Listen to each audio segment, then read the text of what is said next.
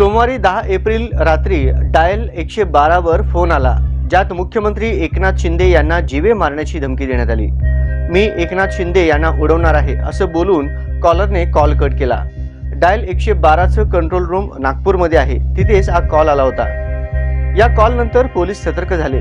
Call कुठून आला होता याचं लोकेशन त्यांनी ट्रेस केलं। पोलिसांना मिळालेल्या लोकेशननुसार कॉल पुण्यातील वारजे इथून आला होता।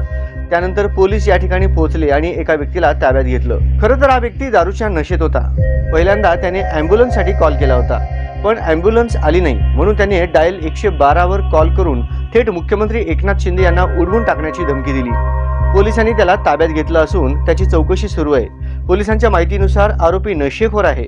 नशेत त्यांनी मुख्यमंत्र्यांना धमकी दिली आहे। दरम्यान 4 दिवसापूर्वीच मुंबईमध्ये 3 दहशतवादी आल्याची माहिती देणारा फोन कॉल मुंबई पोलीस नियंत्रण कक्षाला आला होता। दुबईवरून शुक्रवारी पहाटे 3 अतिरेकी मुंबईत आल्याचं आणि त्यांचा संबंध पाकिस्तानशी असल्याचा कॉलरने दावा केला होता।